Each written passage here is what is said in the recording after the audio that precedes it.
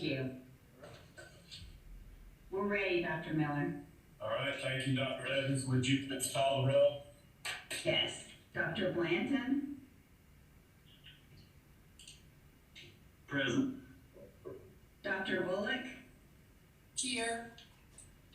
Dr. Dempsey? Present. Dr. Fleming? Present. Ms. Janeski? Dr. Graham? Present. Dr. Houston? Present. Mrs. Jones? Dr. Locklear? Here. Dr. Marr? Here. Chairman Miller? Present. Dr. Penfield? Superintendent Truitt? Here. Mrs. Stover? Here. Dr. Weddington? Here. Dr. Wood? Present. And Mr. Wallace? Here. We have quorum. Thank you, Dr. Evans. Good morning, ladies and gentlemen, and welcome commission members, advisors, staff, on-site visitors, and online listeners to the March 11, 2021 monthly meeting of the North Carolina Professional Educator Preparation and Standards Commission. This commission develops and recommends to the State Board of Education rules related to all aspects of educator preparation programs and licensure. My name is Patrick Miller, and I am the chairman of the Professional Educator Preparation and Standards Commission, and I call this meeting to order. Our agenda and materials are available online through the DPI website, www.ncpublicschools.org, on the FTE meetings link. The meeting is also audio streamed from the link located at the bottom of the e-board agenda. I will now read the ethics statement that is required of us. Commission members are reminded that it is our duty to avoid conflicts of interest and the appearance of conflicts of interest as we handle the work of this commission. Does any member of the commission know of any conflict of interest or any appearance of conflict with respect to any matters coming before us at this meeting? If so, please state them for the record. If during the course of the meeting you become aware of an actual or apparent conflict of interest, please bring the matter to the attention of the chair. It will then be your duty to abstain from participating in discussion on the matter and from voting on the matter. Commission members, you have had an opportunity to review the proposed agenda for today's meeting. Do I have a motion to approve today's agenda for the March 11th, 2021 meeting? So moved, Connie. Got a motion from Connie. Do we have a second? Second, Van. Second from Van. Thank you. Is there any further discussion? Hearing none, those in favor of approval, please say aye. Aye. Motion approved. Thank you. The minutes from our previous commission meeting on February the 11th, 2021 have been prepared and made available to you. Do I have a motion to approve the minutes?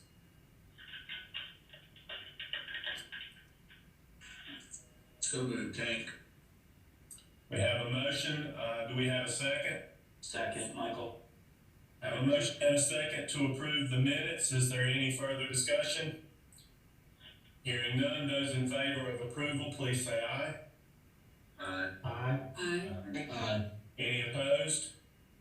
The motion carries. Thank you. Now, Drs. Evans, Syberg, Tomberlin, and Prince. Dr. Prince is the Executive Director of NC PAPA, which stands for NC Principals and Assistant Principals Association, will present the NC DPI and State Board updates. Dr. Evans, I think you're on the agenda first. Yes, I am. The first update is for TCED 008. That was sent to the State Board of Education, and it was approved by the State Board during the March meeting. This was to align the sanction revocation, in particular, of an EPP, align it with statute that an EPP is not allowed to admit students, and that the revocation would last for 2 years. And then afterwards, an EPP can then apply to be initially authorized to then admit students once again. And now, Dr. Cyber will talk about the COVID disruption report in his presentation. Good morning, Commission members. So this item, we added some information since the last time you saw this information back in February. Originally, this was essentially two tables that was slated to go to the Board of Ed as well as the JLEOC, and that's to capture the COVID disruptions to the pipeline. Since from the point at which we presented back in February till now, we were able to produce some overall findings from the 2019 and 2020 school year on teacher pipeline. This was something that was in the works. That was something that Dr. Oxendine, who chairs the subcommittee on the board, was inquiring about back when we did our December presentation on educator preparation program performance. And so we've added some of those findings to this report that will ultimately go over to the JLEOC. So Kim, can you go to slide 3, please? We did make a couple of small changes to the report in terms of what's actually on the tables themselves. In last month's PEPC meeting, during the discussion of the COVID, this portion of the report, we had a discussion around how the numbers were collected for the number of weeks of student teaching at the institutions. And Dr. Tomlin asked me if those candidates who completed virtually were included. And at that time, I incorrectly responded with no. And in fact, the virtual students were included in the calculation. So I heard from the field about that error, and I wanted to draw that to your attention here. And to bring better clarity to the table then, which ultimately went to the board a couple days ago, we added a more descriptive title to say the number of weeks of face-to-face student teaching, which is more accurate than the original number of weeks title, and hopefully that's going to clear up the confusion. The second point here is Dr. Marr asked a question last month at the meeting regarding the potential impact of virtual student teaching settings on candidates and potentially EPP outcomes. I did a bunch of digging over the past couple of weeks working with Cte leadership, as well as talking with some program leaders at both public and private institutions about the possibility of us collecting that data. And the long story short is that capturing this level of granularity for the 2020 and 2021 school year is just not going to be possible in terms of being able to collect it in an accurate way. And this is because of all the variation across the LEAs, as well as the schools within the LEAs on how they operated during the pandemic, as well as disruptions at the school level, or even the candidate themselves due to COVID outbreak disruptions. So the general consensus from the field is that while it would be interesting to be able to look at, the quality of the data that we would be able to collect would not be accurate enough to go through the Herculean effort it would take, particularly for the large institutions, to be able to capture that in any degree of meaningful accuracy. So I just wanted to follow up with Dr. Marr on that point. And then lastly, we added a couple descriptors on the GPA table that fully define the degree level categories. So those were some changes to the actual tables themselves. Now what I'd like to do is share with you some of these highlights that we've been able to capture for the board, and we presented last week to the board. So first we're going to take a look at the pipeline production. And if you take a look at slide 5 here, this first chart follows the trajectory of a cohort of educator preparation candidates from admission all the way through the entire pipeline system over time to ultimately their effectiveness out in the field. And working from the far left here, we see that what we have in the beginning here is we we captured all of those folks that were admitted into educator preparation programs in North Carolina in 2013-14 and 2014-15 school years. That totaled a little over 10,000 candidates that came into the educator preparation programs. Now we stopped with 14-15 because cohorts after that would have needed more, we need more time to fully realize this trajectory that we're providing here. So we'll be able to do this going forward, but this was the initial cohort that we looked at. Now of those started from 13-14 and 14-15, about 3/4 of that initial cohort actually completed the program. So I'm moving from left to right across the screen here.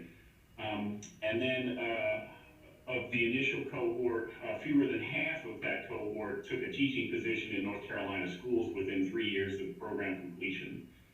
And a fewer 37% of the initial cohort that began teaching continued to teach 3 or more years.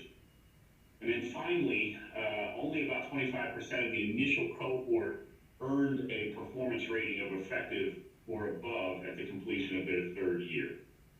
So this is again a quick snapshot of the entire pipeline pathway, not just the point of completion from EPPs, but hopefully gives you a little bit of context as to where there are losses that are occurring over time when we look at folks that are going through the entirety of the pipeline development. So in this next slide here, we're going to take a look at admissions. The next 2 slides, we're going to look at admissions and completions data. What you're seeing here is there's a lot of information here, but what this is basically taking a look at the EPP admissions from 2015 through 2020, and we're trying to look at it from a variety of different disaggregations of the data. So let me walk you through the overall graph at the top, the first graph of the top left. What's provided there is you'll see a line graph of the candidate admissions, again, to just North Carolina educator preparation programs from 2015 through 2020. And then in 2020, we see a total of 5,003 candidates were admitted, and that represents a 7% decline from levels that we saw back in 2015. The graph is then, we've provided that in orange, and orange indicates that this is a statistically significant decline from 2015. And then we can sort of apply that same process to all the graphs that you're seeing. It's sort of in a similar manner. They're kind of laid out the same way.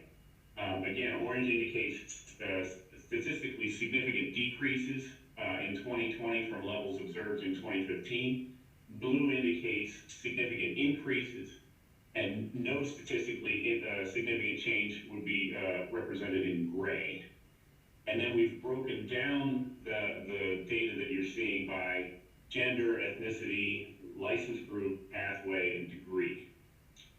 But looking across the subgroups then, while overall admissions has declined, we do see that there is growth in admissions coming from people of color and those pursuing alternate routes to licensure. Now that's on the admissions side. If you take a look at the next slide, you'll see the completions side of things. Again, what we're providing here is the same time frame and the same visual cues as the previous admissions slide. So again, just as a quick reminder, if we look at that overall chart at the top, we see in 2020, 3,701 candidates this is across all North Carolina educator preparation programs completed their program, and that represents a 14 percentage point decline from levels that we captured back in 2015. And this again is a statistically significant decline. So again, just a reminder, orange is statistically significant declines, blue are significant increases, and not statistically significant changes are in gray. And looking across the subgroups here, there are no significant increases found in any of the subgroups that we examined when we looked at completers.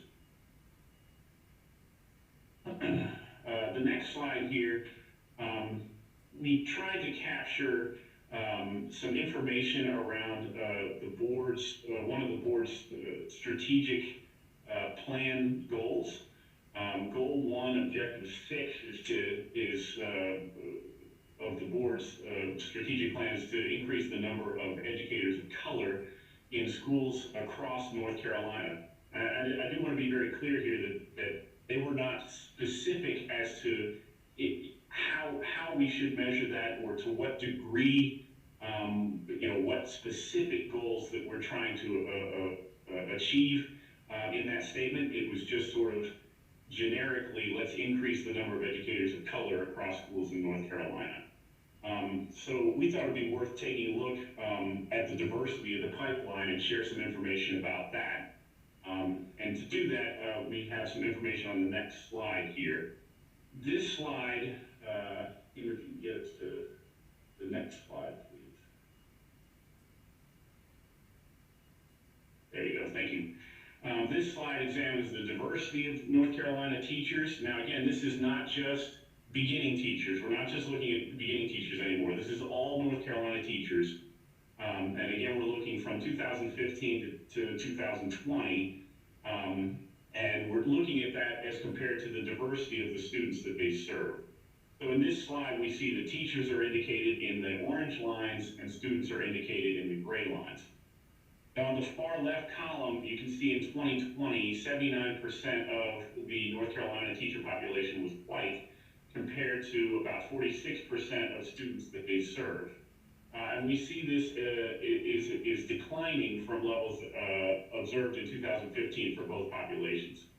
Now that's one piece of information that you're seeing on this slide. The other thing that we did was we can apply the rate of change that we're seeing from 2015 to 2020 to approximate the changes to the teaching field in the future. So, and to do this, we set an arbitrary, not arbitrary, but we set a basic argument up to have this conversation. And again, this is not necessarily the goal of the board, but because the board was not specific, this was a way that we could capture the information and share it. So if we held the student demographics at the 2020 levels that you're seeing, and we set a basic argument that teacher diversity should reflect the diversity seen in the students that they serve as a point of reference, we can then predict about how long it would take for changes in teacher demographics to meet the 2020 student distribution. So as an example, if we say it would be helpful to have 24% of our teacher population to be Black, which would be similar to the student demographics, given the rate of change that we've seen between 2015 and 2020, it would take about 15 years to meet that goal. And if you look across the screen here, you'll see for Latinx and for all other race ethnicities, it's 91 years and 99 years, respectively. And one last note here is that we chose to limit all the possible disaggregations of race ethnicity to the three largest student populations that we have in North Carolina, which is white, Black, and Latinx. And again, this is just a quick 30,000-foot snapshot. We can obviously disaggregate down to finer granularity, but again, this is just to capture one slide and give you a general idea of the largest populations that we have in North Carolina. Another way to look at this is to think about it in terms of teacher-student ratios. And here on this slide, we see in the middle graph is overall teacher-student ratio. And we're seeing that it's essentially about one North Carolina teacher for about every 15 students.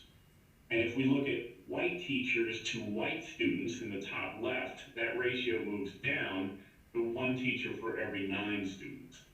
And as of 2020, there was one Black teacher for every 23 Black students, one teacher of all other races not shared here for every 61 students of the same race, and then one Latinx teacher for about every 98 Latinx students. On the next slide, we're providing a quick snapshot of GPA information.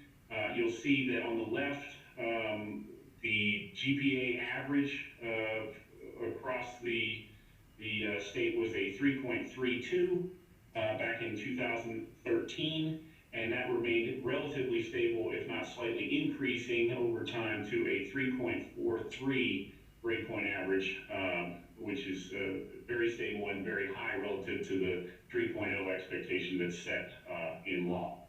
And you'll see on the right there, we're just providing some information that there's a greater proportion of candidates above the 3.0 over time, and you're seeing a reduction in the 2.7 going forward as well. The next slide, I put a slide in for the board about the accountability measures.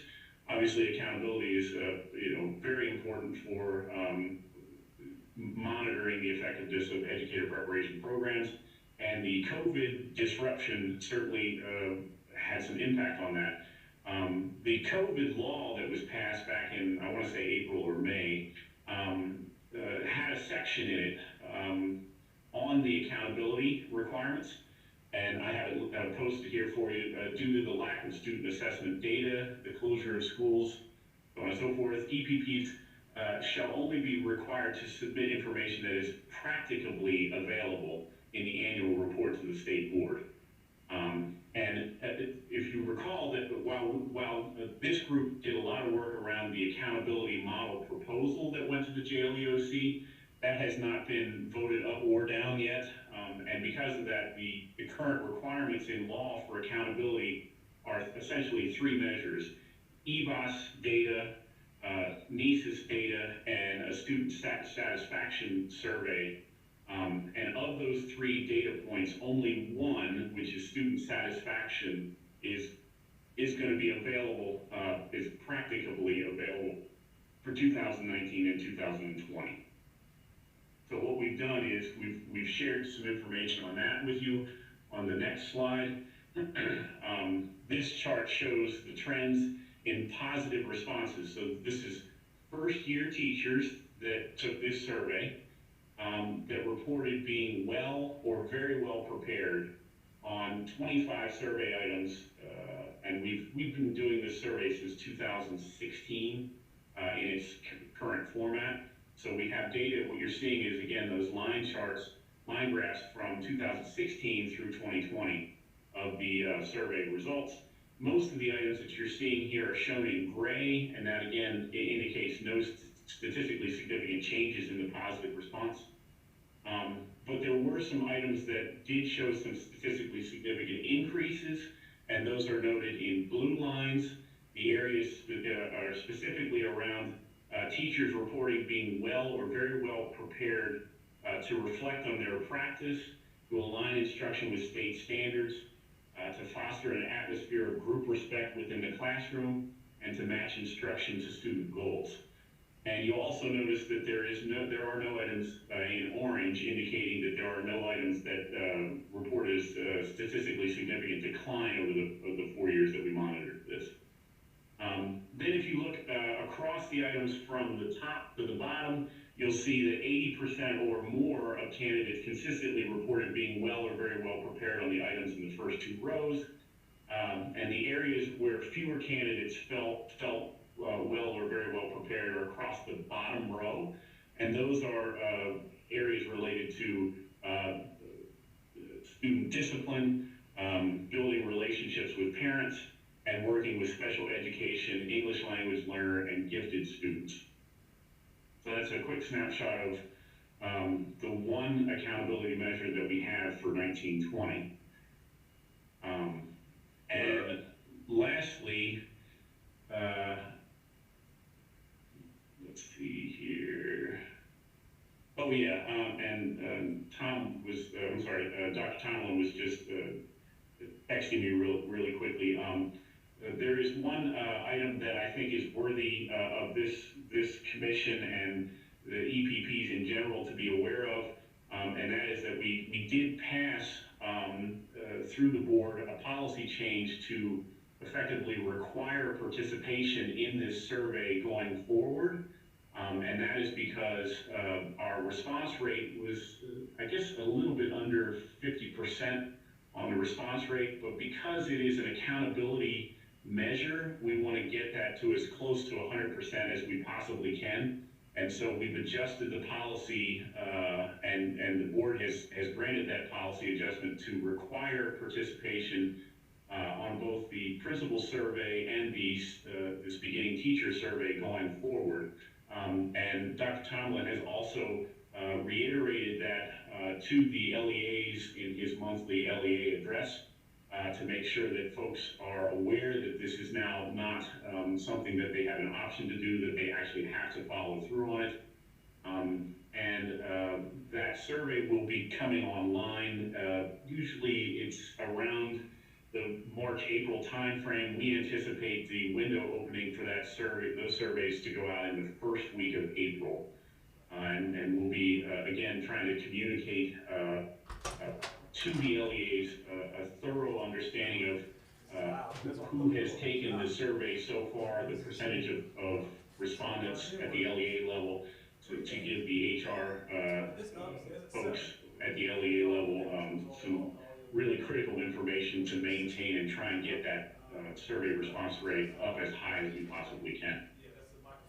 And then the last slide that we have here is, while, again, we provided some information, just wanted to give an update to the board and share with you all the EPP dashboard, which has been a Herculean lift for us to get up and running. Special thanks to Andy Baxter, Dr. Baxter, on the visualizations that you saw today here in some of these slides, as well as all the EPP dashboard behind the scenes. We are going to need a dedicated FTE towards the fall of this year. The grant that maintains the Dr. Baxter's current role ends in September of 2021, and that FTE has been requested in the budget. So I just wanted to share with you all that while that current position is going to end in September, we did include it in the budget proposal. So those are some findings I just really wanted to share with the Pepsi group. Again, this was information that I shared at the board last week, and be happy to answer any questions if you all have any. Questions for Dr. Steinberg? Hi, yes, this is Connie. I have maybe a comment, maybe not necessarily a question. Let me say thank you for the work that you have done with this. The comment that I have is there are 8 state recognized tribes in North Carolina. And there's also a state advisory council of Indian education that's mandated by legislation. I'm just wondering why the American Indian population is grouped with all others. And is it possible that could be a separate group? Yeah, you're bringing up a really good point, and again, I think what we were trying to do here was provide a quick context of the largest demographic populations that we had in the state. That's not to discredit the smaller populations. I think, again, I had about 10 minutes to present to the board on these topics, and it would have been multiple slides and multiple discussion points over that. So I do think that going forward, I certainly disaggregate down to all the different demographics that we have, and we can get that back to this group to the next meeting. That's not right. To do that. Yes. If I could jump in for just a second. So when I was at state and was doing this work, a lot of this is self-reported, and I'm assuming that's still the case, and you're using the federally defined categories for Title II? Yes. And so I just wanted to make the point that could make the data a little more difficult. I certainly understand that we want to be able to disaggregate all the way down if we can. But if the student doesn't self-disclose, and it's not actually an option at the university level, because a lot of that data, when it comes to the EPP, they actually get it from university admissions. And so if admissions isn't capturing the data, it makes it more difficult for the EPP. I want to make sure that that's still correct. that is still correct, and thank you for bringing clarity to that. Yeah, I will be, I mean, the way I present it will only be what the universities are able to provide to me. So that is a qualifying statement, and I appreciate you sharing that. Other questions or comments for Dr. Seiberg? Andrew, this is Van. Back on your slide that had the completer, people entering the profession data, and it was broken out by pathway across the bottom. Yeah, that one. That one will work, I think. Okay. Could you put it back up on the presenter? Or yeah, does the residency number capture the closeout of the lateral entry pathway? The alternative would be the alternative pathway is is inclusive of the residency pathway as well. Yes. Well, there it's two different visuals. There's one over on the left that says alternative route, and then on the right there's residency. See what I'm saying? Yes. Can you ask your question again? So I'm well, basically, where does the closeout of the lateral entry number sit in those pathways? Is it under residency or under alternative route? It's under alternative route. Okay. Okay. Chairman Miller? Yes. May I make a statement? You may. Thank you.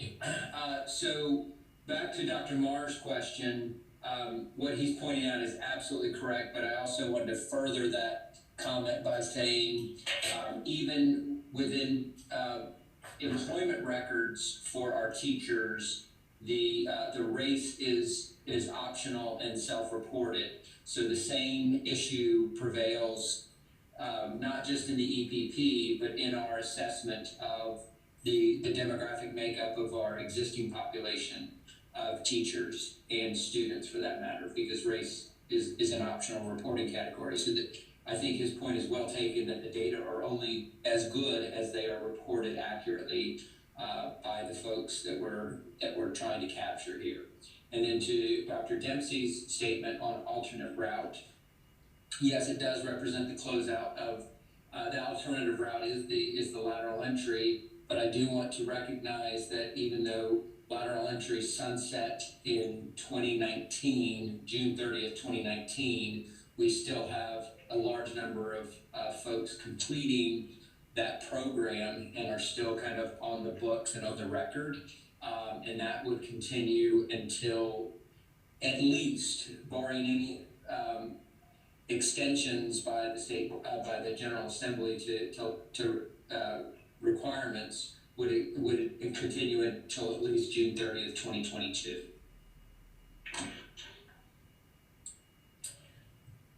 Other questions or comments for Dr. Seiberg?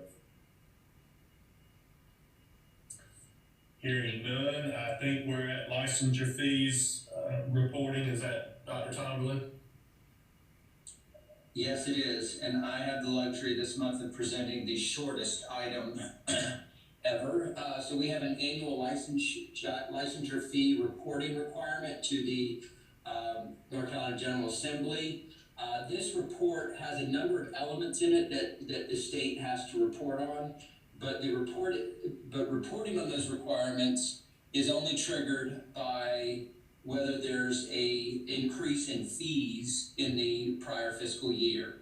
And this year we did not, and for the 2021 fiscal year, we did not have any licensure fee increases. So we did not report out on any of the other elements. And this report just notifies the General Assembly that there were no licensure fee increases in that time frame. And I'm happy to take any questions if anyone has any. Excellent report, Dr. Tomberlin.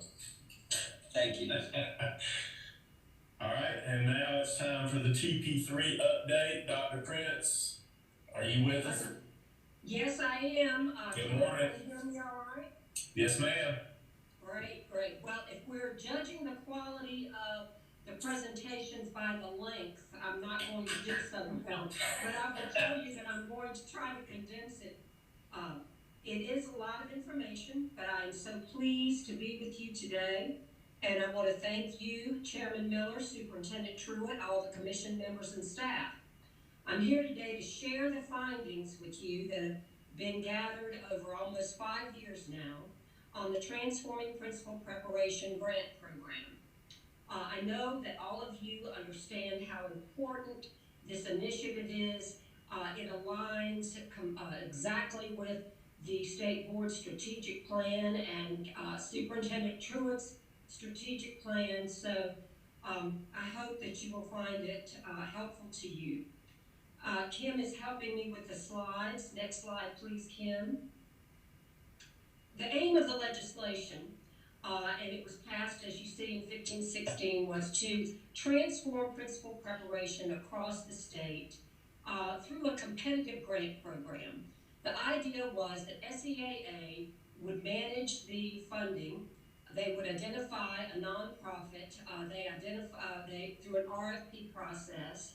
We were one of the applicants. We were awarded the contract, the North Carolina Alliance for School Leadership Development, and 5 grantees were selected. You see them there: High Point University, NC State, the Sand Hills Region Educational Consortium, UNCG, and Western Carolina University.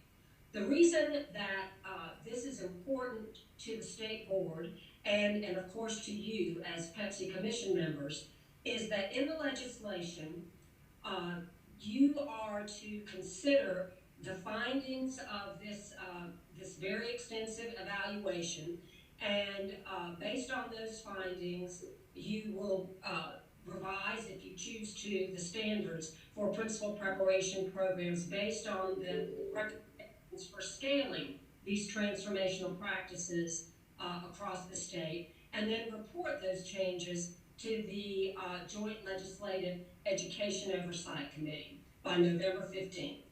So Deanna Townsend Smith wanted me to get this information in front of the State Board early enough so that all of you would have time to grapple with it and decide how you wanted to proceed. Next slide, please. So, really, you also need to know that in 2019, there was Senate Bill 227, and basically the gist of that is that it established a new TP3 commission to transition the funding and responsibilities for administering the grant program over to this newly established commission. We have been serving as the grant administrator for the 5 original programs. This year, 2 of those 5 moved over to the commission. We also, the commission also conducted a grant competition shortly after its establishment, and they made 4 new grant awards. And so presently there are 8 principal preparation institutions conducting TP3 programs and receiving that funding. Next slide, please. So what I hope that you will see from this presentation is that I'm going to present the key results of the independent evaluation. And there is a separate data file so that this presentation will not become too cumbersome. And I have sent that to Kim Evans, and she can, I think she's sending that data file to you if she hasn't already. But I think you will see all of the highlights of that independent evaluation, but I'm going to hit on some of them too. And you will get a set of recommendations based on these findings for scaling this transformational principal preparation program across the state. What I hope you will see is that the 5 programs that have been operating for almost 5 years now have done a phenomenal job. All 5 of them are really high-performing quality programs. They're very similar. Their results are very similar programmatically. But what you will also see is that there are very very wide ranges and very, they're very dissimilar in the way that they use their TP3 funding. And some of those findings on how the funds were used, we believe, and the evaluators believe, that there are opportunities to use the funds a little differently to prepare more students. That's basically the gist of what we hope you will get out of this presentation. Next slide, please. So Grant Pros is the independent contracted evaluator, and they conducted a 3-tiered evaluation. You see there, they evaluated us, NCASLD, our administration of the program, the institutions conducting the programs, and they also evaluated the individual participants. They had a long-range evaluation plan. That long-range evaluation plan was cut short when the program was shifted a couple of years ago. But basically, from the get-go, it was very clear that for us to be able to determine the quality of the graduates based on student achievement, the student achievement that they were able to impact was going to be very long-term and very questionable at best, because most of our graduates become assistant principals. And then when you figure that they've got another couple of years as an assistant principal, by the time they do get a school and they are leading that school, it's so far out from the preparation program, it's difficult to determine the quality of the program based on the student achievement results, because you have to give the principal a few years to impact that. So I say that to say that we had to come up with other measures, such as the superintendent satisfaction with the quality of the candidates, the participant satisfaction level with the program and their perception of how prepared they were when they actually got on the job, and those sorts of things. You'll see those in the data file. Okay, so we're going to take a look at the programmatic evaluation activities, and you will see that we've organized this based on programmatic and budgetary. So first, programmatic. The next slide, you'll see that we've had 3 funding cycles. This presentation will focus primarily on the 2 funding cycles because we haven't completed the 3rd, we're halfway through it. You'll see that the 5 original programs have enrolled 330 students over the 3 funding cycles. They graduated 242 individuals with a 95% graduation rate. And as of September 21st, they've placed 183 in principal or assistant principal positions. That's 75% of the 242 graduates. We try to give our programs 3 years because that's the legislation that we're supposed to evaluate them on the percentage that they can place over a 3-year period. So we still, for the 2nd funding cycle, obviously we have a lot more time to find placements for these individuals before we actually start making some judgments. The other thing you will note is for our program, the TP3, we do not count as a placement any position other than principal or assistant principal. There are some of these graduates that are being placed in other positions until maybe an assistant principalship comes open, but we don't count those. All right, the next slide shows how the placement rate for the individual grantees. You can see there that for the first funding cycle, you've got a few, you've got some differences there, but basically 83%. The 2nd funding cycle, you see again, we haven't had much time to place these individuals, especially given the pandemic, but you will see that so far we have a 68.5%. I have indicated that the Sandhills RESA, you'll see that asterisk there, they had 14 of their candidates that did not graduate until this past December because of the way their cycle ran. So that is one reason why their placement rate is lower. Okay. The next slide shows how the percent that were placed in high-need schools. There is a very strong emphasis in the TP3 legislation on high-need schools and preparing principals for these high-need schools that so desperately need them. You see there that 94% in the first funding, almost 95% in the first funding cycle, 88% in the second funding cycle, and 80%, and overall 88%. I will say that one of the recommendations that you will see in just a little bit is about perhaps tightening up the definition of high-need schools, because right now almost 80% or more actually are meeting the definition of high-need school. That's something that you can consider.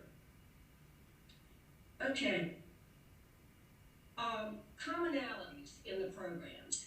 You get all 5 of these programs implemented what we called our non-negotiables, because they were in the legislation. The legislation was drafted and passed based on a lot of the Wallace Foundation recommendations, very research-based. We have dedicated program leadership in all of them, close collaboration with the LEAs, targeted recruitment, and rigorous selection. The idea was to get away from self-selection and go more toward a very rigorous recruitment and selection process. Cohort groups, master's add-on, got some more on the next slide. Authentic project-based, real-world hands-on activities in the program, emphasis on instructional leadership and equity. I've already said high-need schools are emphasized.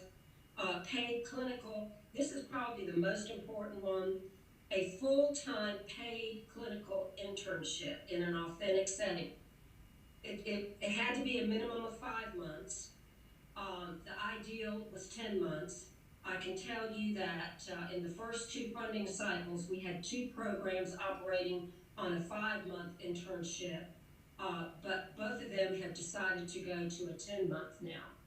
And probably the biggest benefit of this program is the funding that allows us to pay these individuals their full salary during their internship, where they are totally released, and we were very emphatic that they had to be totally released, and that has made all the difference in the world, plus the fact that all their tuition is covered, their books, their fees, all of that really makes us the envy of most every state in the nation, because we are blessed to have this kind of funding.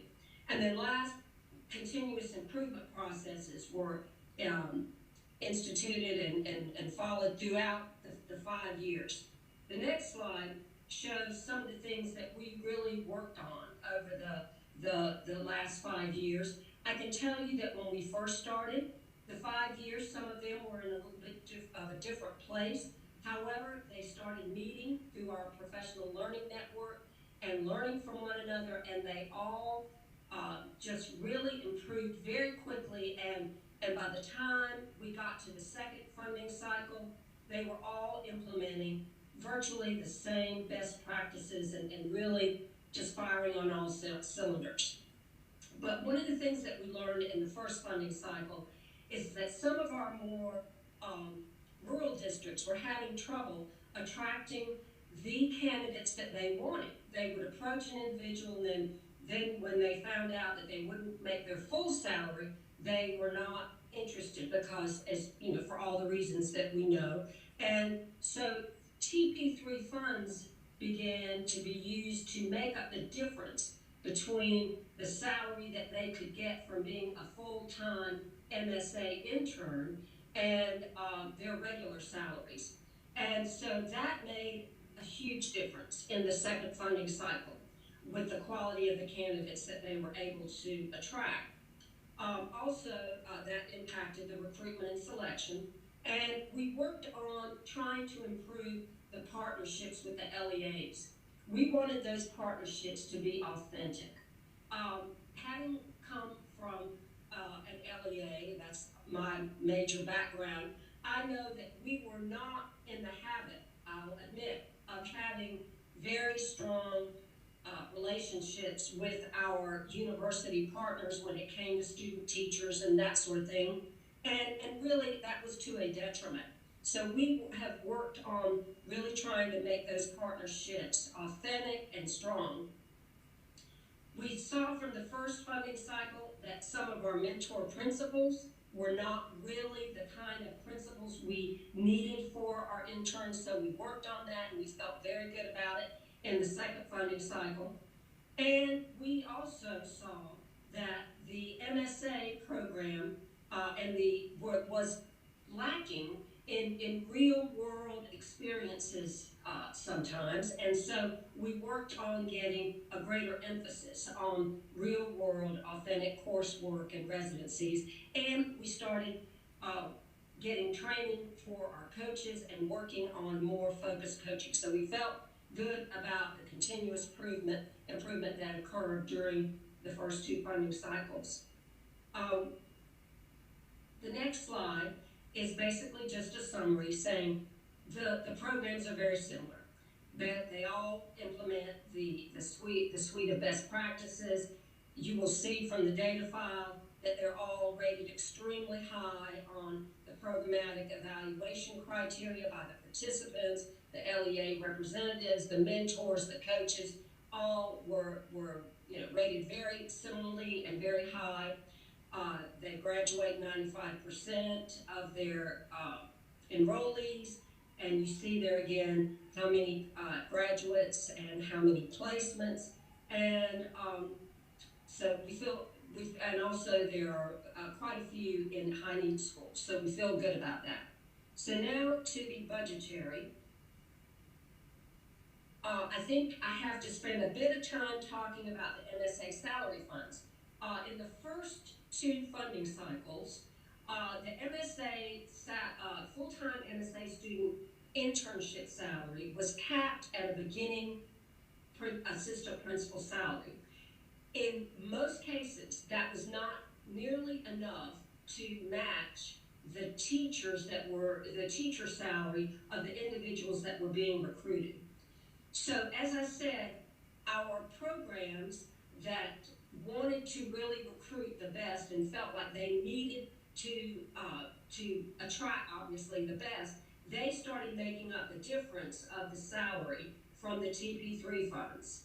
Now, thankfully to the, I want to give a commendation to the state board and the DPI staff for working to get that cap increase so that it is now matching whatever the teacher earned the year before entering the TP3 program.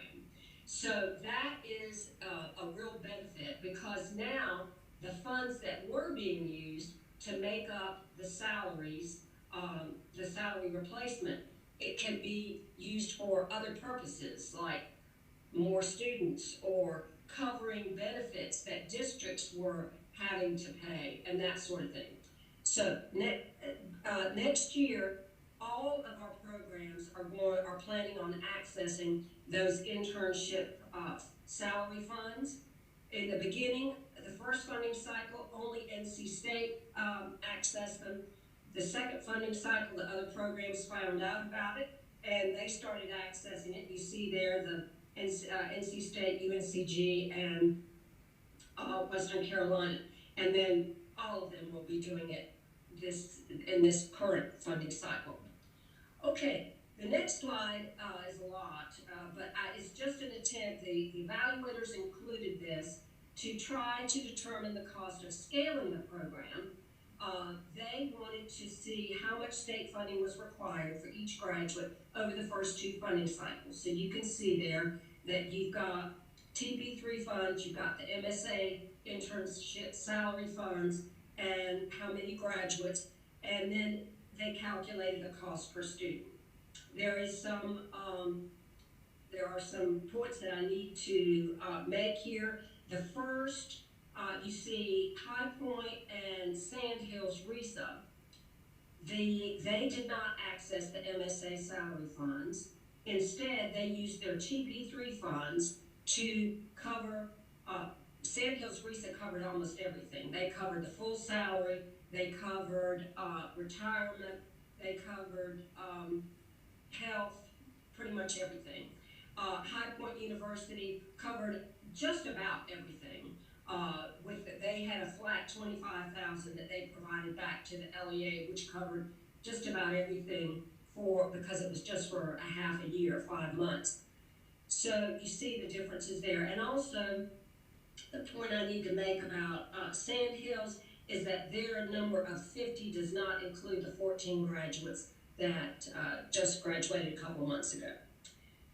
All right. The other analysis that the evaluators did was to try to determine operational or institutional costs as compared to participant benefits cost. And they noted a substantial difference in the way.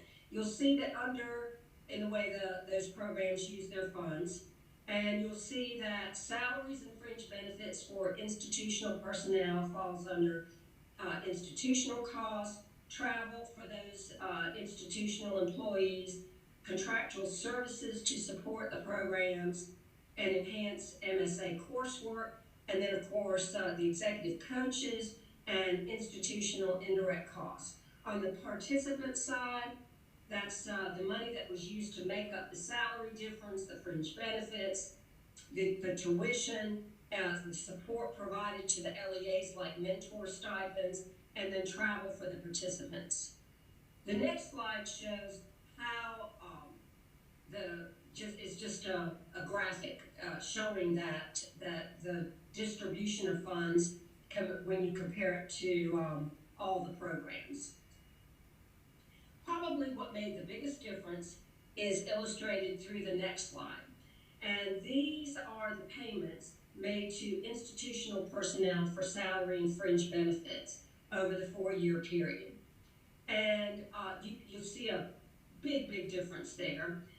Those programs that are lower, we have discussed with them, how did you manage this? And they covered their program oversight, their dedicated leadership through their tuition. That's basically how they covered theirs. The next slide shows the difference in the amount of the TP3 budget that went toward participant benefits. You see on these slides, the evaluators have included the number of students down there in parentheses, and these bars represent the percentage of their TP3 funds that went for participant benefits. So the summary of the budgetary outcomes is basically this.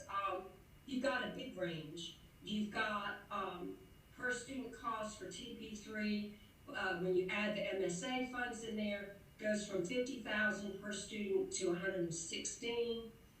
You go for institutional, it ranges from 25% to 51%, and the institutional personnel ranges from 3% to 30.9%, and expenditures for participant benefits range from 74.3% to 48%.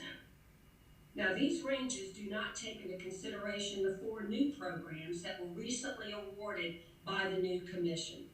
If we were to determine these same budgetary variables for the 4 new programs, we would see ranges that are even wider. And that's because we don't have any sort of parameters established on the use of the funds, an allocation formula. We don't have anything like that. So with that, you will see that many of the recommendations that are being made by the evaluators are based on the fact that if we are to scale this program, they are recommending that we learn from the first programs and come up with some parameters that do not inhibit the programs, but find the sweet spot, so to speak.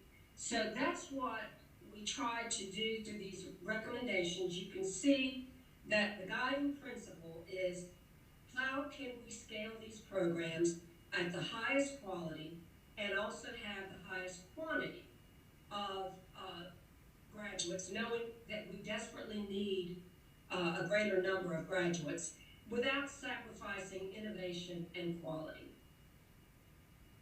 So the first recommendation has to do with, hold on just one second, has to do with optimizing the recruiting and selecting of the most qualified participants by using the TP3 funds that were really freed up when the increase in the Msa salary cap was enacted. There were TP3 funds that were freed up.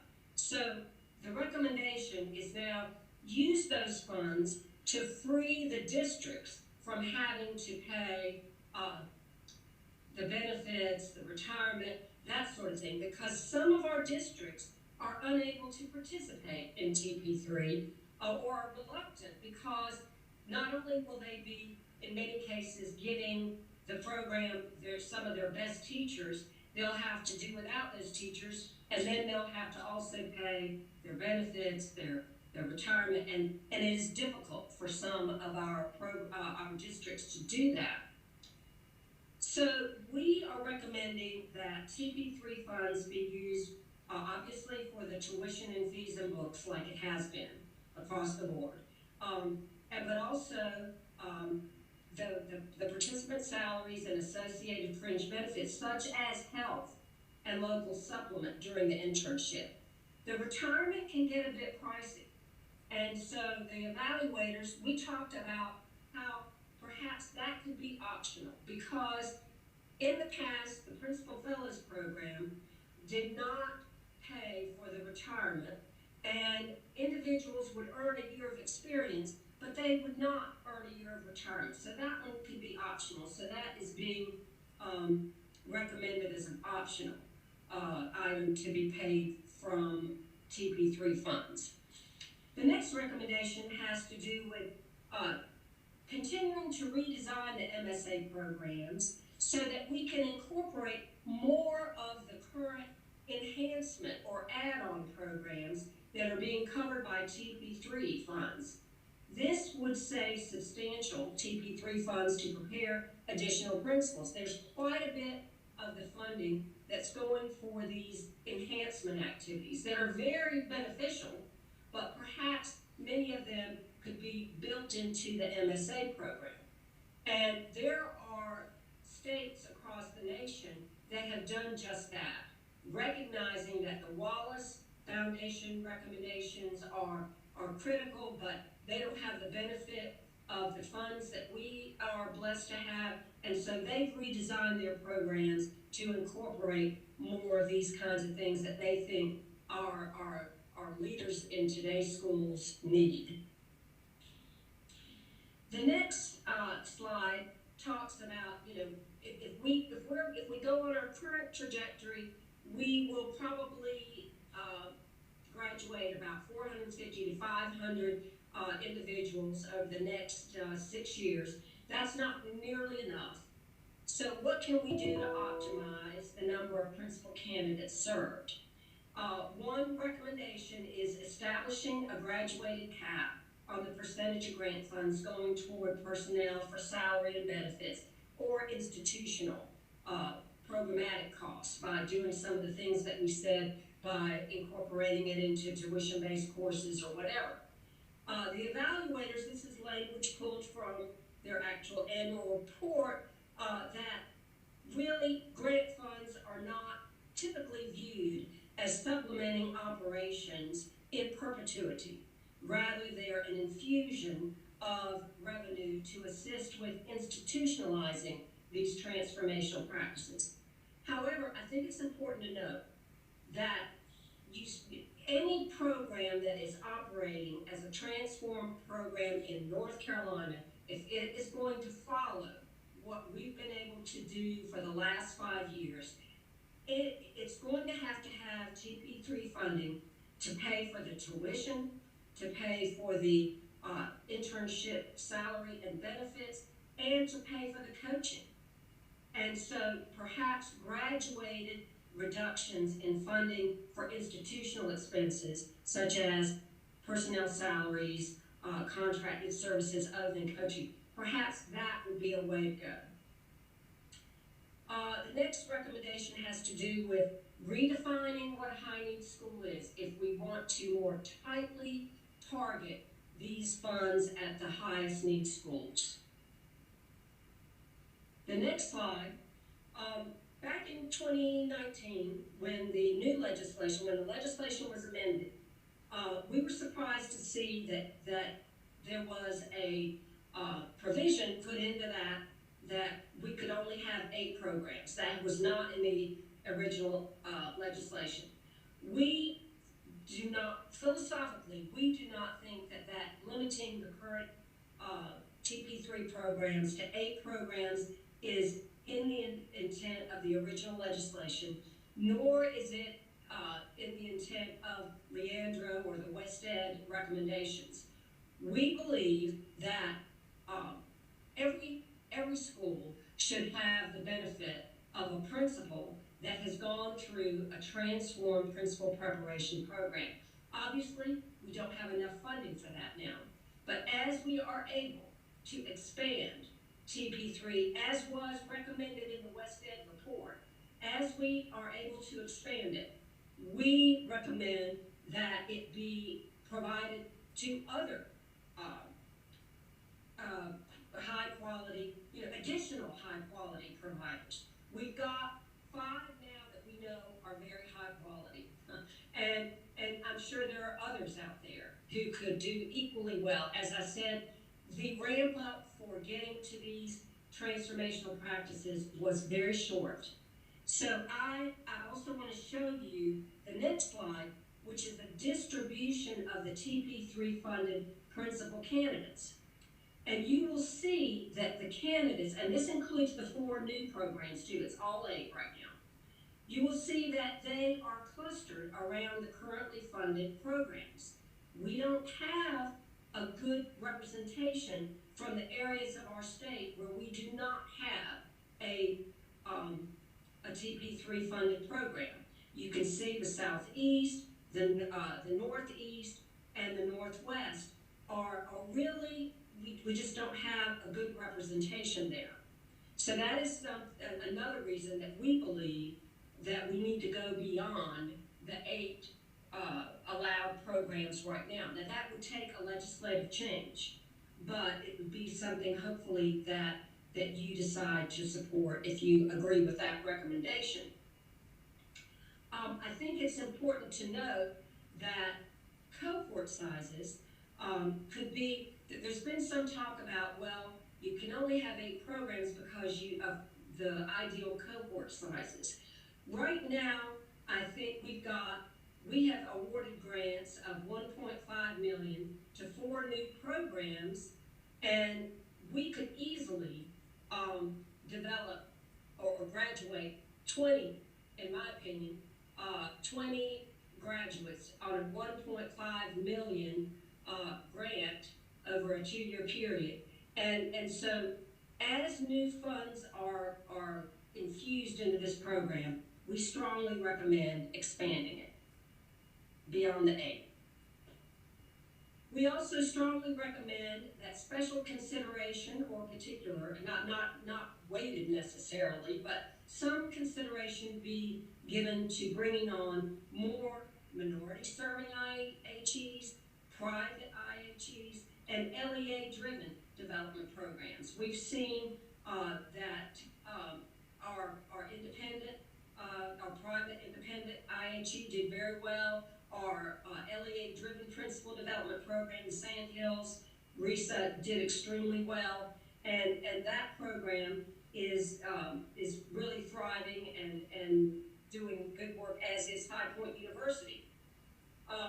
In line with that, we think that we should look toward, when new funding becomes available, providing more alternative school district-driven models There's been a lot of research that when the principal pipeline is driven by the districts, there is a strong correlation between improvement in student results. And the RAND Corporation study that was done a couple of years ago really emphasized that. And on the next slide, I've provided you the study, the report on that.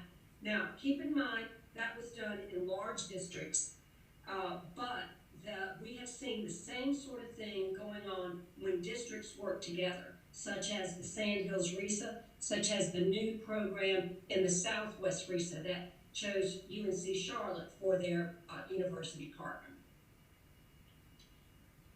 Last set of recommendations, with or without new TP3 funding, we believe that a lot of these practices can be incorporated into our existing principal preparation programs.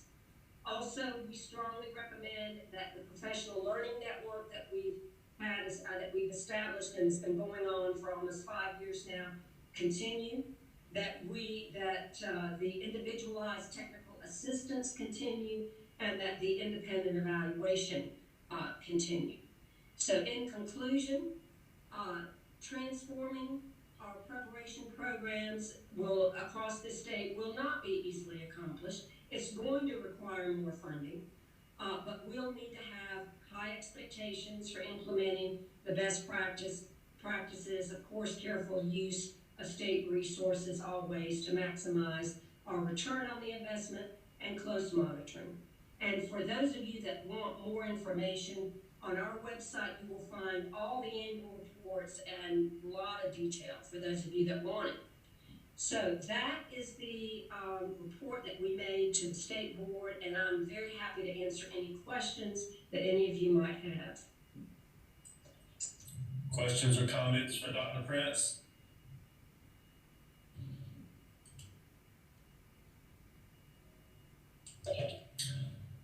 Thank you very much, Dr. Prince. We appreciate that. Okay, thank you. All right, next on the agenda, Dr. Evans will present policy amendments to LICN 003 for discussion and action. Hello, everyone. Today I'll be talking about 2 vendor updates to 2 mathematics licensure exams, and the first one is for the middle school grades 6 to 9, and that's the mathematics test, and that test is currently numbered 5169 with a current cut score of 165. And to just kind of summarize a little bit about the test changes or the testing updates. This test was last updated in September 2013, so it has been a little while since it has been updated. And then the changes are around, instead of 2 content categories, there will now be 5 content categories, and then there will be an increase from 55 response and numeric questions to then 66 selected response questions. And I believe this is new for the test this time around for this update. 30% of the questions will focus around the task of teaching mathematics, so it will focus on middle school grade teachers of mathematics being able to apply how to teach mathematics for 30% of those questions. So the test code change would change from 5169 to 5164, and the cut score change would change from 165 to 157. So that's the first test. And then the current test would say effective until August 2022, and the new test or the updated test would be effective starting September 2021. And then the second test is within secondary grades 9 to 12, also for mathematics, for the test 5161. And this test also has not been updated. The last update was September 2013 as well. And the current cut score is 160. So the change would be, the test code would change from 5161 to 5165, and then that cut score would change from 160 to 159 with the same effective dates for the original or the current test and the updated test. And to give a little summary, as far as the updates, it would be updated from 2 content categories to 4 content categories, and from 60 questions to 66 questions, and then 25% of the questions would be applied to the task of teaching mathematics. So also the same for secondary teachers that teach mathematics, they would need to apply how to teach mathematics for 25% of those questions. And those are the 2 policy amendments for LIC and 003. Any questions? Hearing no questions, do we have a motion to approve the policy amendments to LICN 003 to be sent to? Go ahead. Dr. Miller, I'm sorry, this is Tom Tomberlin. Can I, I Yes. wasn't able to type fast enough to Dr. Evans. I do want to make sure all the commission members understand that this lower scale score does not represent a drop in standards in any way, that it's just an artifact of the different number of items on the test and the difficulty level of those items that were included. So I don't want anybody to think that we're advocating a lower cut score for the same test. It's just part of the redesign from the vendor. Thank you. Do we have a motion to approve the policy amendment? So moved. Van. Thank you, Dr. Dempsey. We have a motion. Do we have a second? Second, Wesley. Thank you, Dr. Wood. We have a motion and a second to approve the policy amendments to LICN 003 to be sent to the State Board for discussion in April. Any further discussion? Hearing none, those in favor, please say aye. Aye. Aye. Are there any opposed? The motion carries. Thank you, Dr. Evans. At this time, Dr. Tomberlin will present a policy amendment to LICN 001 for discussion and action. Dr. Tomberlin. Thank you, Chairman Miller. Commission members, we have a recommendation for a policy change to section 1.60 residency license for the State Board of Education policy LICN 001. Let me give you a brief bit of context before I go over the policy recommendation.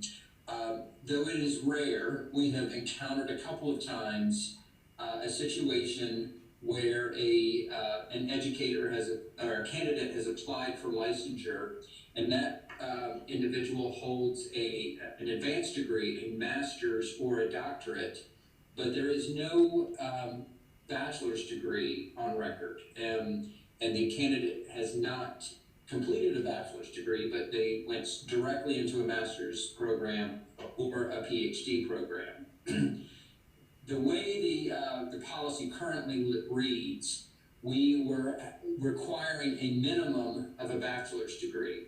But when this issue came up and we discussed with legal, it was determined that the statute was very clear that the candidate must hold a bachelor's degree, even if he or she holds a higher graduate degree. The baccalaureate degree is a required element of a license.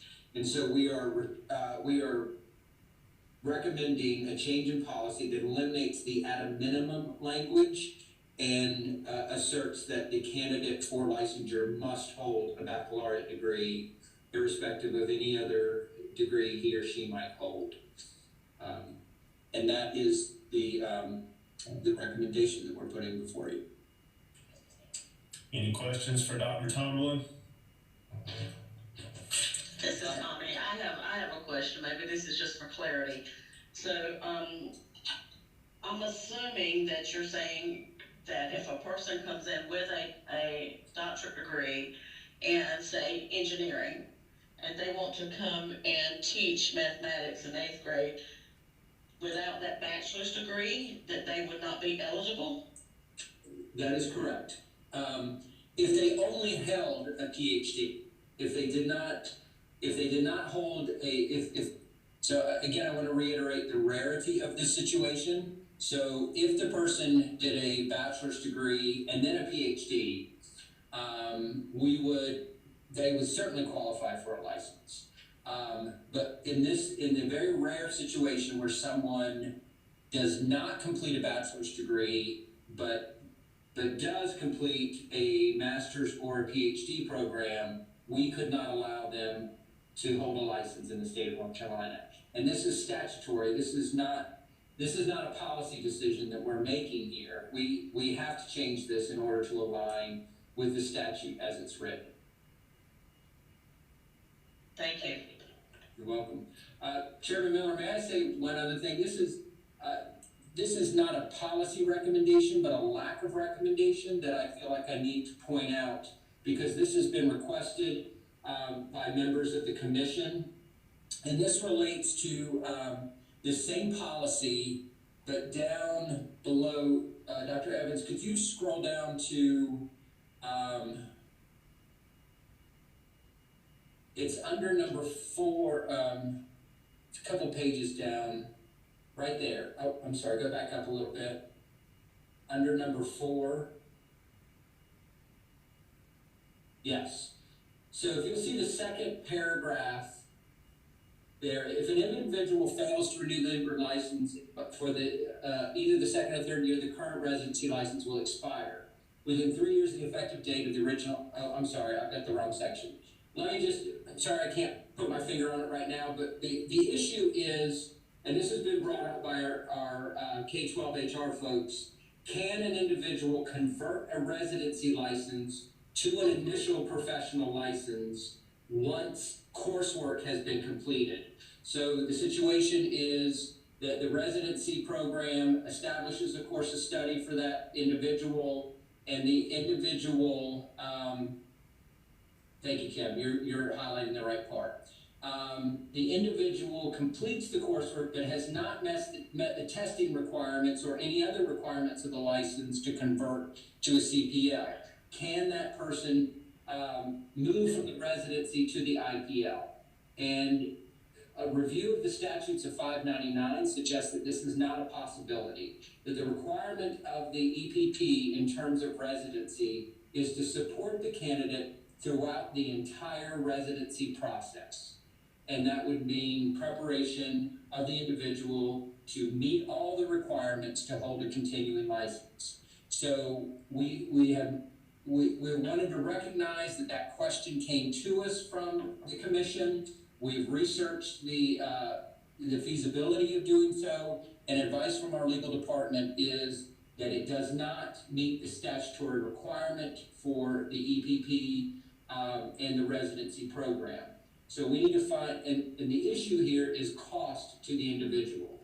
A residency requirement would have presumably some cost to the candidate, whereas just holding an IPL and working on completing testing requirements would not incur additional costs.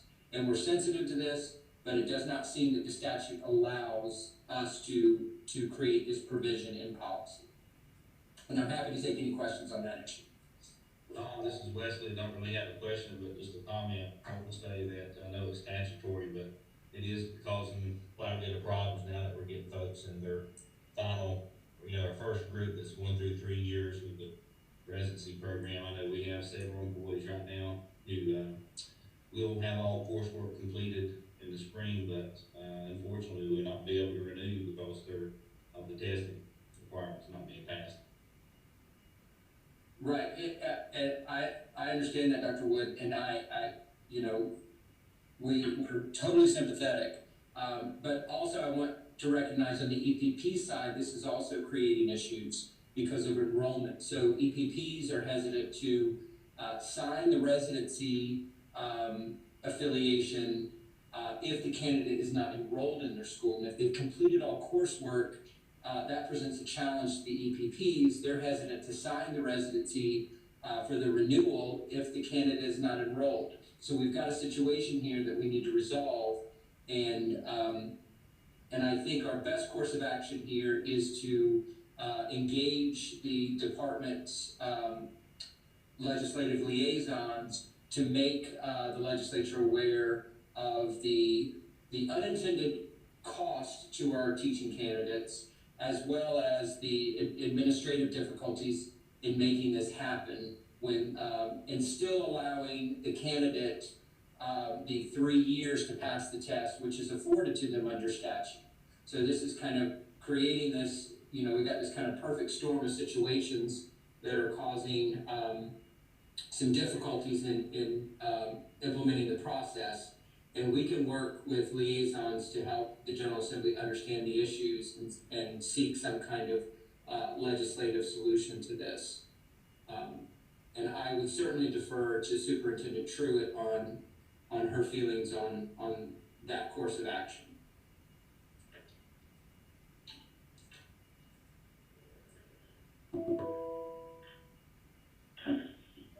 So I am recognizing this is probably the first time she's heard about it, and I don't want to put her on the spot by any means. Yeah. I look forward to getting up with you about this, Dr. Trumbull. Excellent. So, thank you for your comments, and we know it's an issue in the field, and we're gonna. I'm sorry we're not successful in the policy route, but we will work on other solutions to the problem. Other questions? Hearing none, do we have a motion to approve the policy amendment to LICN 001 to be sent to the State Board for discussion in April? So moved, Chris. Thank you, Chris. We have a motion. Do we have a second? Second, Van. Thank you, Dr. Dempsey. We have a motion and a second to approve the policy amendment to LICN 001. Any further discussion? Hearing none, those in favor of approval, please say aye. Aye. Aye. Are there any opposed? Motion carries. Thank you. Next, Mrs. Lee O'Neill, Regional Coordinator for the Southeast Region at NCDPI, and Mr. Robert Van Dyke, Program Consultant for Family Consumer Sciences at NCDPI, will present policy amendments to CTED 004 for discussion and action. Good morning, everyone. Can you hear me okay? Yes, ma'am. All right. I'm Lee O'Neill, I'm the Southeast Regional Consultant for CTE. We're here today to request your support for revisions to CTED 004. This is our Cte Licensure Policies and Procedures Manual. We have received feedback from CTE directors, HR directors, and DPI licensure and CTE staff throughout the year on these requested revisions. As a reminder, our CTE teachers are still recruited from teacher education programs, and many new teachers pursue residency licensing. This particular policy governs new teachers who meet requirements for an initial CTE restricted license and choose this route to licensing. These initial licenses are based on related degrees, related work experience, and in many cases, industry credentials. It also governs the added CTE teaching and support services areas. Next. As we work to prepare this policy for the rulemaking process to establish administrative code, we've reorganized the sections and are beginning with definitions for common terms found throughout this policy. Next. Section 2 has now been retitled to General Information and reorganized for better understanding. We begin with the eligibility, a little bit of a word change there, to obtain an initial CTE restricted license and state the requirements to convert to a continuing license here instead of with each individual license area as we did in prior versions of this policy. We've streamlined those requirements, and so there's more commonality now than there are differences. We state here that to convert the initial license, the teacher must have the 18 hours defined in the definitions and the CTE New Teacher Induction, or completion of the CTE New Teacher Training Institute, along with any credential defined for the license area in Section 3. Last year, we talked to you about developing our new CTE Teacher Training Institute as an option in lieu of coursework to help to improve our recruitment and retention efforts. So now we want to have a policy that we will maintain it. We're going to share the details of that program with you on the next few slides. But also in this section, not yet, thanks. Also in this section, we clarified pay escrow and academic competence requirements for CTE restricted licenses. And now, next, Kim, it's my pleasure to introduce my colleague, Rob Van Dyke. He's a program area consultant for CTE, and he has been tasked with actually developing and implementing the CTE New Teacher Training Institute. So he's going to go over the details of the program with you now. Rob? Good morning. Can you all hear me? Yes, we can. All right, thank you. So thank you for hearing. Next slide, please. So we have developed the CTE New Teaching Institute. It's in partnership with the Southern Regional Education Board, or SREB. We will be using their Teaching to Lead program, which is the only CTE-based teacher induction program for those teachers coming in on a restricted license, and it's aimed at the recruitment and retention of restricted licensed teachers. So as they mentioned above, this will be a new cohort program for the option for those 18 semester hours for the CTE restricted license. It is a 2-year or 200-hour program that has an integrated coaching and mentoring experience for these new teachers. It is CTE focused and research based from the Association for Career and Technical Education research body. It focuses on instructional planning, instructional strategies, classroom management, and classroom assessment, as well as career technical student organizations. On the next slide, you'll see a basic outline of how the program looks for those going through the cohort option. And each year 1 and year 2 have a mixture of in-person and online modules that are geared around developing the skills and competencies teachers need in order to be a successful CTE teacher. So it starts out with some seminars and then goes into online modules. Throughout this, there's a mentor experience, which is we'll talk about how it works with the beginning teacher support program here in a little bit, but an in-building mentor to help them be successful. They'll create artifacts that are actually used inside of the classroom during these sessions that can be used the very next day that they come into the classroom. And then they have monthly webinars with seasoned and veteran teachers on topics related to being a successful teacher and how to do overall classroom management. In the appendix of the CTE New Teacher Institute guide is the list of content areas that was developed by the committee, as well as SREB content that is research-based and sequenced in a way to help teachers get what they need for the first year and then all throughout their career as a teacher throughout the program. The final presentation of the program is a portfolio presentation to their administrators, as well as their mentor teachers. On the next slide is just an overview of the coaching experience.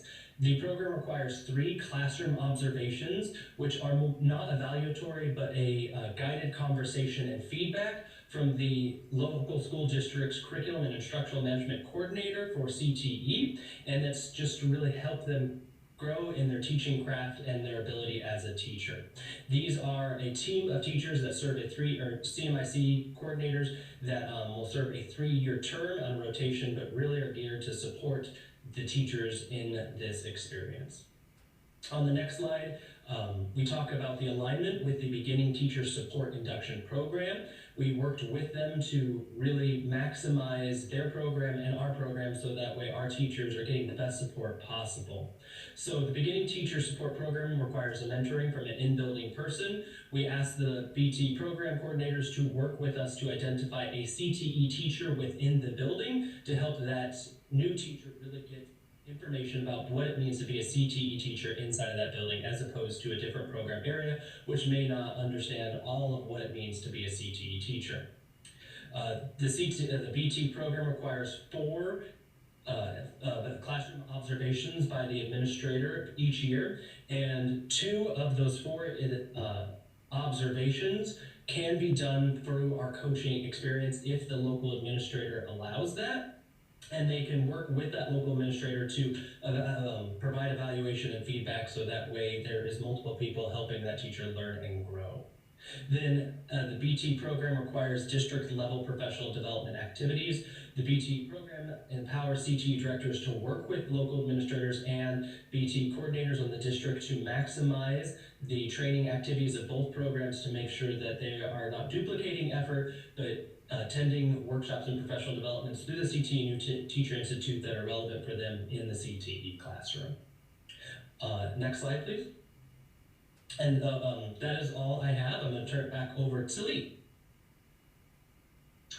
Okay, thank you, Rob. And we will have time for questions here in just a second.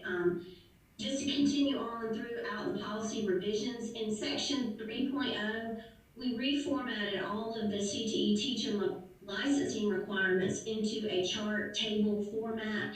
This reduced the pages in the policy, and we think it really aids in understanding eligibility criteria for hire, and then criteria to clear the initial license and get the continuing professional license.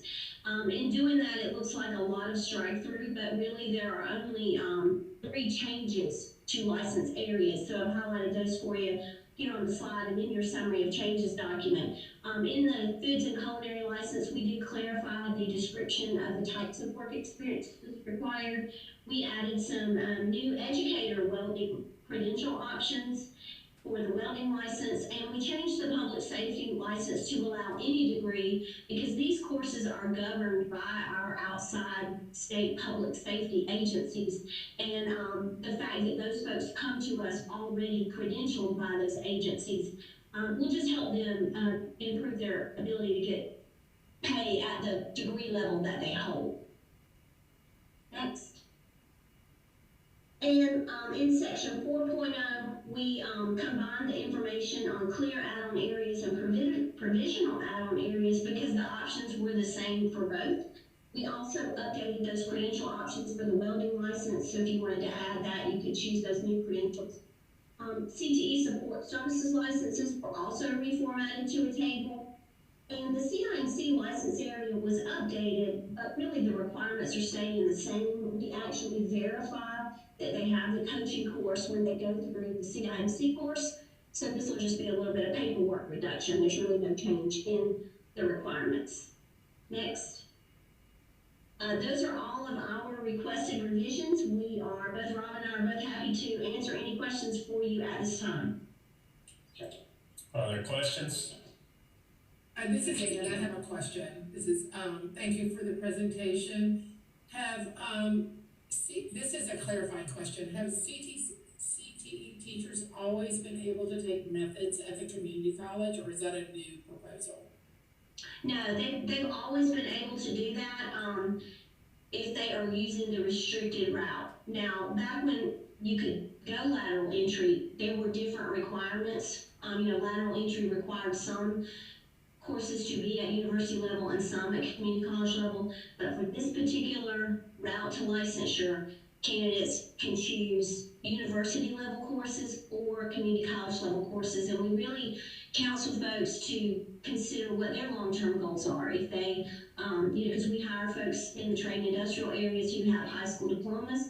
If their goal is to get a bachelor's degree, then we would encourage them to go ahead and affiliate with a university and take those courses at a university level. But at the same time, we have folks coming to us with master's degrees in engineering, and they don't want additional university coursework. They might choose the community college options just because the cost is significantly lower, or now with your approval, they'll have the option to choose the CTE New Teacher Training Institute, which will be a huge cost savings for our folks.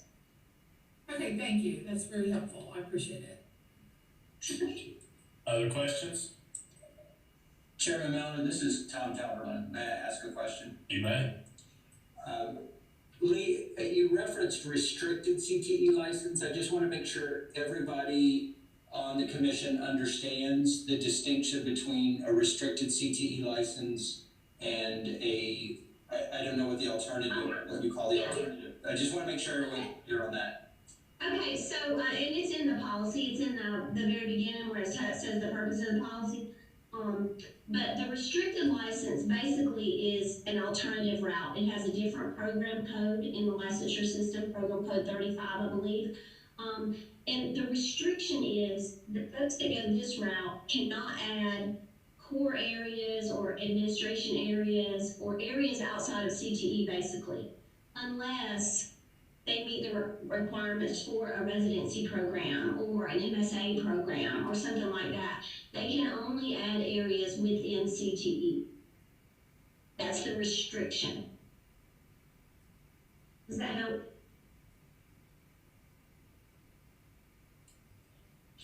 Yes, thank you. Okay. Other questions or comments? Hearing none, do I have a motion to approve the policy amendments to CTED 004 to be sent to the State Board for discussion in April? So moved, Michael. Thank you, Dr. Marr. We have a motion. Do we have a second? Second. Thank you, Dr. Houston. We have a motion and a second to approve the policy amendments to CTED 004. Is there any further discussion? Hearing none, those in favor of approval, please say aye. Aye. Are there any opposed? Motion carries. Thank you, Ms. O'Neill and Mr. Van Dyke. Thank you all. Appreciate your support as always. Certainly. Now I would like to publicly introduce the 4 subcommittees for the licensure reform work, the SREB and the Human Capital Roundtable, brought to the State Board and to Pepsi over the last several months. The membership list is attached on the e-board as part of this meeting's agenda. These subcommittees include a comprehensive list of education stakeholders across North Carolina and in some cases across the nation. So what I'll do now is I'll name the 4 subcommittees and their co-chairs, and then we'll go from there. So the first one is preparation and entry. The co-chairs are Dr. Van Dempsey and Dr. Hank Weddington. The licensure subcommittee will be co-chaired by Dr. Ann Bullock and Dr. Wesley Wood. The professional learning subcommittee will be co-chaired by Dr. Michael Marr and Ms. Maureen Stover. And the budget and compensation subcommittee will be co-chaired by Dr. Anthony Graham and Dr. Ann Fleming. There may be a few more late additions to the subcommittees, but we are in the final stages of making appointments to the subcommittees, and I will be sending out information regarding next steps for the subcommittees to begin their work very soon. Are there any questions at this point? All right, thank you. So thank you, commission members, advisors, and staff for your preparation for today's discussions. I remind commission members that our next monthly meeting will be held on Thursday, April the 15th from 9 to 12. We have now completed our meeting, and unless there is additional business to consider at this time, I would ask for a motion to adjourn. So moved, Connie. Got a motion from Connie and a second from Dr. Houston. Any further discussion? Hearing none, those in favor of adjournment, please say aye. Aye.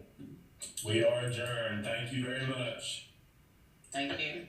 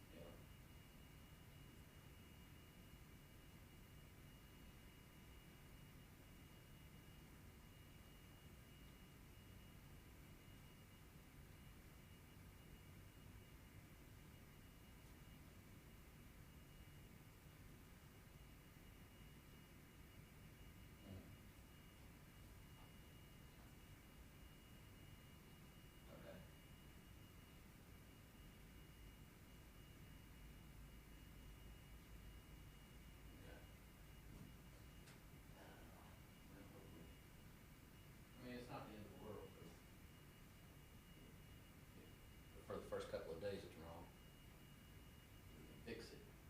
Yeah, it'll be the same until somebody changes it.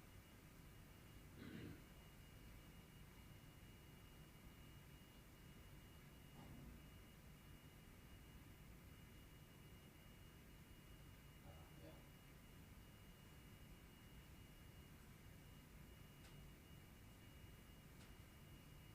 Yeah. Makes sense.